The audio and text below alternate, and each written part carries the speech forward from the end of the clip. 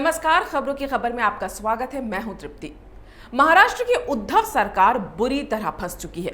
जिन police अधिकारियों को हथियार बनाकर वो पिछले कुछ महीनों से हर संदिग्ध केस में खुद को बचाने के लिए अपनी बिसात जमाकर चालें चल रही थी, फिर चाहे वो सुशांत सिंह राजपूत का केस हो, दिशा सालियान का, टीआरपी घोटाले का या फिर अन्वय नाइक मामले में अर्नब की गिरफ्तारी का, संभव है कि अब उसी बिसात के मोहरे जो पुलिस नहीं बल्कि प्यादे बनकर उद्धव सरकार का साथ दे रहे थे, अब वो ही उद्धव सरकार की बाजी पलट दें और हर केस में सबसे आगे रहने वाले मुंबई पुलिस के अधिकारी सचिन वाजे ही उद्धव सरकार की मुसीबत बन जाएं, क्योंकि जो खबर आ रही है वो बेहद चौंकाने वाली है।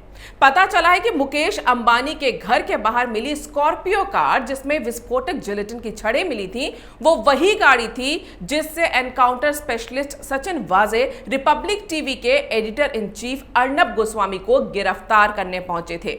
रिपोर्ट्स बताती हैं कि एटीएस ने सचिन वाजे से पूछताछ के बाद वो सीसीटीवी फुटेज भी रिकवर किया है जिसमें सचिन वाजे ने इस स्कॉर्पियो गाड़ी का इस्तेमाल अर्नब गोस्वामी को गिरफ्तार करने के लिए किया था, जिससे यह साबित होता है कि यह स्कॉर्पियो पहले सचिन वाजे ही इस्तेमाल कर रहे थे, जिसे अंबानी के घर के बाहर पार्क करने से पहले उसका रजिस्ट्रेशन नंबर और नंबर प्लेट बदल दी गई थी। सचिन वाजे जो लगातार इस मामले में अपनी किसी भी तरह की भूमिका होने से इनकार करते रहे हैं, उस मुंबई पुलिस के encounter specialist, Mumbai police crime branch के ऑफिसर और शिवसेना के कार्यकर्ता रहे सचिन वाजे को 13 मार्च शनिवार को एनआईए यानी नेशनल इन्वेस्टिगेटिंग एजेंसी ने गिरफ्तार कर लिया है। सचिन वाजे को पहले से ही पता था कि जिस तरह के सबूत उसके खिलाफ मिल रहे हैं वो जल्दी ही गिरफ्तार हो जाएगा, इसीलिए उसने सेशन कोर्ट में अग्रिम जमानत की अर्जी भी लगाई थी, जिसे शनिवार दोपहर में ही सेशन कोर्ट ने खारिज कर दिया था। कोर्ट ने कहा कि सचिन वाजे जिस मामले में अग्रिम जमानत मांग रहे हैं उसमें प्रथम दृष्टया ही उनके खिलाफ सबूत दिखाई दे रहे हैं, इसलिए उन्हें इंटरिम बेल यानी गिरफ्तारी से बचने के लिए जमानत नहीं दी जा सकती। आपको मैं यहां एक बात बता दूं कि सचिन वाजे से मुंबई एटीएस और एनआईए दोनों ने घंटों की पूछताछ की। एटीएस स्कॉर्पियो के मालिक मनसुख हिरेन की हत्या की जांच कर रही है और एनआईए अंबानी के घर के बाहर मिले विस्फोटक की जांच कर रही है। एटीएस की घंटों की पूछताछ के बाद जब शनिवार को सचिन वाजे को एनआईए के सामने पूछताछ के लिए पेश होना था, ठीक उससे पहले सचिन वाजे अपने व्हाट्सएप पर एक स्टेटस डालते हैं जिससे पूरा मुंबई पुलिस महकमा हिल जाता है। वाजे ने अपने व्हाट्सएप स्टेटस में लिखा था, मेरे साथी अधिकारी मुझे झूठा फंसाना चाहते हैं, तब शायद मेरे पास 17 साल की आशा, धैर्य, जीवन और सेवा भी थी। अब मेरे पास ना तो 17 साल का जीवन होगा और ना ही सेवा और ना ही जीने के लिए धैर्य। मैं सोचता हूं कि दुनिया को अलविदा कहने का समय नजदीक आ रहा है। अपने ही राज्य की पुलिस यानी एटीएस से पूछताछ के बाद सचिन वाजे के इस स्टेटस का क्या मतलब है? वो एनकाउंटर स्पेशलिस्ट जिसने 60 से ज्यादा एनकाउंटर किए हैं, जो इस वक्त भी कई हाई प्रोफाइल केस हैंडल कर रहा है, तो वो कौन सा ऐसा तनाव हैंडल नहीं कर पा रहा है कि अपनी मौत की बातें लिख रहा है? आपको लगेगा कि सचिन वाजे का ये स्टेटस उनकी बेचारगी दिखा रहा है, लेकिन ध्यान से देखिए तो आपको समझ में आ जाएगा कि ये एक तरह की धमकी भी है। धमकी अपने पुलिस महकमे के उन लोगों को जो उसके खिलाफ सबूत जुटा रहे हैं, धमकी उस महाराष्ट्र सरकार को जो उन्हें बचाने में नाकाम नजर आ रही है, यही कि अगर मुझे नहीं बचाया गया तो मैं मौत को गले लगा लूंगा या फिर मुझे मारा जा सकता है। और जो इंसान मौत के सामने खड़ा होता है वो सबसे बड़ा खतरा उन लोगों के लिए होता है जिनके राज वो अपने अंदर छुपाए रखता है, और अगर वही राज उसकी मौत की वजह बन रहे हो तो वो उन्हें उगलने में देर नहीं लगाता। हालांकि सचिन वाजे का स्टेटस पढ़ने के बाद कई बड़े पुलिस अधिकारियों ने उनको समझाया, जिसके बाद उन्होंने अपना स्टेटस हटा लिया, लेकिन ठीक उसके बाद एनआईए की घंटों की पूछताछ हुई और सचिन वाजे को देर रात गिरफ्तार कर लिया गया। उन पर एंटेलिया के बाहर विस्फोटक जिलेटिन के साथ मिली गाड़ी के मामले में आपराधिक साजिश रचने, विस्फोटक को लेकर लापरवाही का रवैया और धमकी देने के आरोप भी लगे हैं।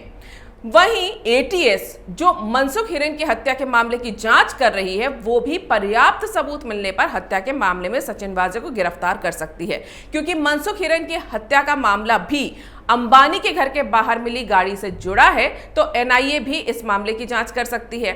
यानी सचिन वाजे सीधे तौर पर अंबानी के घर के बाहर गाड़ी में विस्फोटक रखने और गाड़ी के मालिक की हत्या के मामले में फंस चुके हैं। अब सवाल यह है कि अपने स्पेशल कॉप को बचाने के लिए शिवसेना ने क्या कोशिश की है और वो क्या कर रही है, और क्यों सचिन वाजे को लग रहा है कि उसे फंसाया जा रहा है। अब सवाल यह है कि अपने स्पेशल कॉप को बचाने के लिए शिवसेना ने क्या क्या कोशिश की है और अब क्या कर रही है, और क्यों सचिन वाजे को लग रहा है कि उसे फंसाया जा रहा है।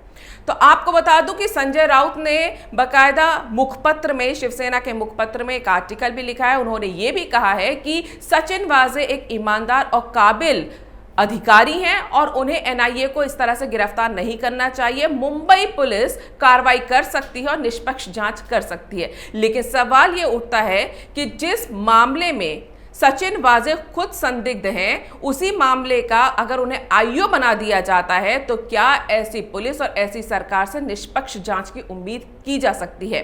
वहीं बीजेपी सचिन वाजे के नार्को टेस्ट की मांग कर रही है। उससे पहले ये समझना जरूरी है कि शिवसेना से किस प्रकार से सचिन वाजे जुड़े रहे थे और सचिन वाजे किस तरह से उद्धव सरकार के इशारों पर काम कर रहे थे। ये तो सभी जानते हैं कि सचिन वाजे को 2004 में घाटकोपर बम ब्लास्ट के आरोपी ख्वाजा यूनुस की कस्टडी में मौत के मामले में सस्पेंड कर दिया गया था। इस मामले में 14 पुलिस वाले सस्पेंड हुए थे और 2007 में सचिन वाजे ने पुलिस की नौकरी से इस्तीफा दे दिया था और 2008 में उसने शिवसेना ज्वाइन कर ली। इसी बीच 2017 में एक एक्सटॉर्शन मामले में आरोपी के तौर पर भी सचिन वाजे का नाम आया था। लेकिन साल 2020 में अचानक कोरोना काल में पुलिस वालों की जरूरत का हवाला देते हुए उन सभी 14 पुलिस वालों को बहाल कर दिया गया जिन्हें 2004 में कस्टोडियल डेथ मामले में सस्पेंड किया गया था और सचिन वाजे उनमें से एक थे। हालांकि उन्होंने इस्तीफा दे दिया था, लेकिन वो इस्तीफा मंजूर नहीं हुआ था, तो उन्हें वापस नौकरी पर रख लिया गया। सचिन वाजे की बहाली में मुंबई पुलिस कमिश्नर परमवीर सिंह की काफी बड़ी भूमिका रही थी। 6 जून 2020 को सचिन वाजे दोबारा मुंबई पुलिस फोर्स में आते हैं और फिर 8 जून से हाई प्रोफाइल मौत के मामले शुरू हो जाते हैं। 8 जून दिशा सालियान, 14 जून सुशांत सिंह राजपूत। इन संदिग्ध मौतों पर उद्धव सरकार को घेरने वाले रिपब्लिक टीवी के चीफ अर्नब के खिलाफ टीआरपी घोटाला मामला, अन्वय नायक की आत्महत्या के मामले में अर्नब की गिरफ्तारी का मामला सामने आता है, जिसमें सचिन वाजे हर जगह नजर आते हैं। अर्नब को एक बंद हो चुके आत्महत्या के मामले में गिरफ्तार करने तो खुद सचिन वाजे AK-47 के साथ हथियारबंद पुलिसों की फौज लेकर वहां पहुंचे थे, जिसका वीडियो भी वायरल हुआ था। और उस वीडियो में जब अर्नब सचिन वाजे से कहते हैं कि तुम मेरे परिवार के साथ ठीक नहीं कर रहे हो, तब सचिन वाजे बोलता है कि तुम सोच भी नहीं सकते कि मैं क्या क्या कर सकता हूं। शायद तब सचिन वाजे ने भी नहीं सोचा होगा कि जिस स्कॉर्पियो से वो अर्नब को गिरफ्तार करने पहुंचा था, वो स्कॉर्पियो आगे चलकर उसकी जिंदगी के साथ क्या करने वाली है। सचिन वाजे ने हर उस मामले में महाराष्ट्र सरकार का मोहरा बनकर काम किया जिसमें सरकार फंस रही थी। अब जब सचिन वाजे एक आतंकी घटना और हत्या के मामले में फंसा, तो लगता है कि शिवसेना उसे अकेला छोड़ रही है। और यह भी साफ नजर आता है कि मामला चाहे एंटेलिया के बाहर विस्फोटक रखने का हो या उस गाड़ी के मालिक मनसुख हिरेन की हत्या का, सचिन वाजे शामिल तो है, लेकिन मास्टरमाइंड शायद कोई और ही है। एनआईए के सामने सबसे बड़ी चुनौती यही है कि वो उस मास्टरमाइंड को बेनकाब करे जिसके कहने पर सचिन वाजे ने कथित तौर पर इन वारदातों को अंजाम दिया। महाराष्ट्र के पूर्व मुख्यमंत्री और विपक्ष के नेता देवेंद्र फडणवीस मनसुख हिरेन की मौत के पहले से ही लगातार सचिन वाजे की भूमिका पर सवाल उठा रहे थे। उनका पहला सवाल यही था कि आखिर अंबानी के घर के बाहर घटना की जानकारी मिलते ही लोकल पुलिस से पहले सचिन वाजे कैसे पहुंच गए। सचिन वाजे के हाथ ही वो जिलेटिन की छड़ें और धमकी वाला लेटर कैसे लगा। देवेंद्र फडणवीस ने यह भी खुलासा किया था कि स्कॉर्पियो के मालिक मनसुख हिरेन को सचिन वाजे पहले से जानते थे और उनके बीच बातचीत भी होती थी, जो बाद में सही भी निकला। मनसुख हिरेन की जान को खतरा है, यह भी देवेंद्र फडणवीस ने विधानसभा में बोला था और जिसके कुछ ही घंटों बाद मनसुख हिरेन की हत्या हो गई। वहां भी सचिन वाजे सबसे पहले पहुंचे थे, यह आरोप भी लगाया गया। देवेंद्र फडणवीस ने मनसुख हिरेन की पत्नी के आरोपों को भी विधानसभा में उठाया था, जिसमें हिरेन की पत्नी ने मनसुख की हत्या का आरोप सचिन वाजे पर लगाया और साथ ही यह भी बताया कि मनसुख की जो स्कॉर्पियो अंबानी के घर के बाहर मिली थी वो 4 महीने तक सचिन वाजे के पास थी, जिसे बाद में जनवरी 2021 में सचिन ने मनसुख को लौटाया था और 18 फरवरी को वो चोरी हो गई। 24 फरवरी को अंबानी के घर के बाहर मिली, जिसकी जांच से यह भी पता चला कि उस गाड़ी को चुराने के लिए चोरों को किसी तरह की तोड़फोड़ या कड़ी मशक्कत नहीं करनी पड़ी होगी, क्योंकि गाड़ी की कंडीशन बता रही थी कि इसे चुराने में गाड़ी के साथ किसी तरह की छेड़छाड़ नहीं की गई। तो क्या चोर के पास पहले से ही गाड़ी की चाबी थी? जिस गाड़ी को मनसुख हिरेन ने स्टीयरिंग जाम होने की वजह से बीच सड़क पर छोड़ दिया था, चोर उसे आसानी से चलाकर कैसे ले गए? फडणवीस ने यह भी कहा कि मनसुख हिरेन की पत्नी ने कहा है कि सचिन वाजे ने उनके पति को इस मामले में गिरफ्तार होने को कहा था और यह भी कहा था कि वो जल्द ही उनकी जमानत करवा देंगे। मनसुख उनकी बात मानकर वकील भी ढूंढने लगे थे, लेकिन ऐन वक्त पर उनके रिश्तेदार ने उनसे ऐसा करने को मना कर दिया, जिसके बाद मनसुख हिरेन की मौत हो गई। जिस तरह के सवाल विधानसभा में सचिन वाजे को लेकर देवेंद्र फडणवीस ने लगाए थे और जो सबूत अब सामने आ रहे हैं, उसमें सचिन वाजे को बचाना शिवसेना और महाराष्ट्र सरकार के लिए मुश्किल हो गया है। मामला देश के सबसे बड़े बिजनेसमैन मुकेश अंबानी के घर के बाहर विस्फोटक मिलने का था, जो एक बड़ी आतंकी साजिश की ओर इशारा करता है और एनआईए जैसी सेंट्रल एजेंसी उसकी तह तक जाने की तैयारी कर चुकी है। तो उद्धव सरकार के लिए सचिन वाजे को बिना किसी ठोस सबूत या वजह के गिरफ्तारी से बचाना संभव वैसे भी नहीं था, लेकिन सचिन वाजे की गिरफ्तारी से क्या क्या हासिल हो सकता है, यह समझना बहुत जरूरी है। सचिन वाजे जो समझ चुके हैं कि इस पूरे मामले में वो बलि का बकरा बन चुके हैं, बहुत संभव है कि वो उन लोगों के नाम बता दें जो इस साजिश के मास्टरमाइंड्स हैं। अगर सचिन वाजे के पास वो सारे राज हैं जो इस साजिश से पर्दा हटा देंगे, तो जाहिर है कि वो उन लोगों के लिए भी खतरा बन चुके हैं जो इसके मुख्य आरोपी हैं। जो सचिन वाजे अपने ही महकमे के लोगों पर आरोप लगा रहे हैं कि उन्हें उनके साथी ही फंसा रहे हैं, तो सोचिए अगर वही मुंबई पुलिस की एटीएस सचिन वाजे को गिरफ्तार कर लेती तो क्या हो सकता था। सचिन वाजे को देर रात एनआईए ने गिरफ्तार किया है, तो क्या यह माना जाए कि सचिन वाजे के लिए महाराष्ट्र की एटीएस की गिरफ्त में रहने से कहीं ज्यादा एनआईए की गिरफ्त में रहना सुरक्षित है? फिलहाल सचिन वाजे एनआईए के पिंजड़े में बंद वो तोता है जिसके अंदर कई वीवीआईपी लोगों की जान फंसी हो सकती है।